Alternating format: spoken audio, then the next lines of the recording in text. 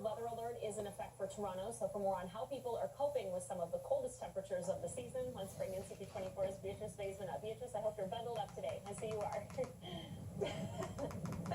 I am, and my mom texted me after last time saying, "Where's your gloves?" So, Mom, this is for you. I'm all bundled up now and ready to brave these conditions. We're at the Port Union waterfront in Scarborough. Beautiful to look at, but certainly a little frigid, I have to admit. Though there are still a lot of people out here, Courtney, braving these conditions, making it a point to get out and either take a walk to clear their minds or come out with their kids during the lunch recess. We spoke to a family who was out here shoveling some snow, just having some fun, a little break from the virtual learning. And to be frank, that's what I'm hearing from most people today, that this is important for them to get outside, to find a way just to get out of the house. Really, we've all been cooped up for so long. And even with this cutting wind that at some points our meteorologist Bill Coulter was saying cut up to minus 20 degrees Celsius with the wind chill, it's still really a part of people's lives just to get out, even if it's just for 10 minutes, though you really need those layers. I gotta tell you, the more the better today. Here's some reaction. Couple layers underneath, big jacket and snow pants and big boots. You know, the Canadian thing. We're cool with it. Just walking, getting some exercise. As long as you're got enough clothing on, it's great. I think a lot of people are staying in because it is cold out, but it's nice to get some fresh air. And there's also some extra measures being taken, Courtney, to protect our most vulnerable. There are 4 warming centers opened across the city. We were at Scarborough Civic Center earlier. The bus was able to transport people to that warming center if they need it. There's also one at Exhibition Place in North York, as well as on Peter Street. And this is something the city does each and every year. Of course, this year it's a little different because of COVID-19. There's more protocols and precautions being taken inside. Though they say if you do need to stay warm, it's better than being out here trying to brave these minus 20 temps. Get inside, and they're going to make sure you're going to be screened, you're going to wear a mask, and they're going to make sure you're also socially distant from others inside. Courtney, back to you. All right, Beatrice, thank you. Let's talk a little bit more about the weather story now. For that, we'll bring in Mika, who's standing by inside. Better to be inside, I feel like, right now, Mika, as opposed to outside. Oh, yeah, it's definitely frigid out there, and you need to bundle up, folks. Toronto Medical Health Officers has issued a extreme cold weather alert. There are many areas in Toronto, also Durham region. I know they have some warming centers, so you definitely need to stay warm, folks, and stay dry as well. And it's going to be a cold day today. We are seeing some sunshine, but it's not feeling so good at all. And it's minus 9, feeling like minus 19 at this moment. And our high today is only getting up to about minus 7. Satellite radar is showing us some snow happening off of Lake Huron and a few flakes up to the north of us in the region. But here in the city, it's dry, mix of sun and cloud, definitely cold. The wind speeds are up to about 30 to 35 kilometers an hour. We'll talk about the rest of the week when we get to our full forecast. I'm going to send it down to Adjo and Siebla for some traffic.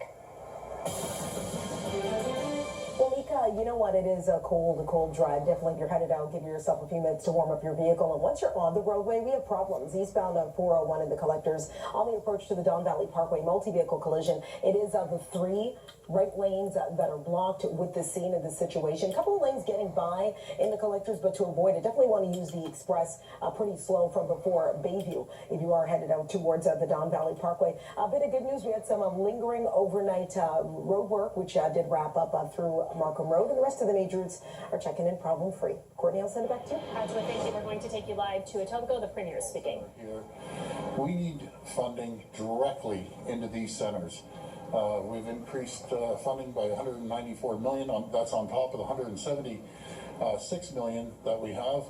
But again, that gets spread out to all different areas, which are very helpful. The schools, they do a great job. The hospitals on their assessments doing great. But where the rubber hits the road is in centers like the George Hall Center. And I just want to thank Susan. We have Minister Elliott, Minister Topolo here as well. It's absolutely critical that we get more social workers on the ground dealing with these families. Susan told me there's up to a year waiting list. In my opinion, that's unacceptable. It's not Susan's fault, but we'll make sure that we get the proper funding over and on top of what we're already pouring money in. When I first took office, we're the first government to have a Minister of Mental Health and Addiction. We're seeing this throughout the pandemic of people having challenges right now, and I just want to tell those folks, help is there. please make the phone call. Along with our kids too, we have the kids help phone. Please just make the phone call and we'll be there for you. And that's my commitment. So thank you, everyone. Please stay safe, and we'll be there to support mental health and addiction. Thank you. Vaccines. Ottawa Yes. releasing new numbers. What were those numbers, and how does that react to it?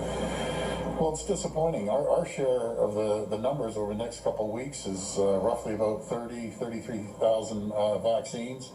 It's disappointing that now we hear a decline. We're going to be down. I think it's another 13%.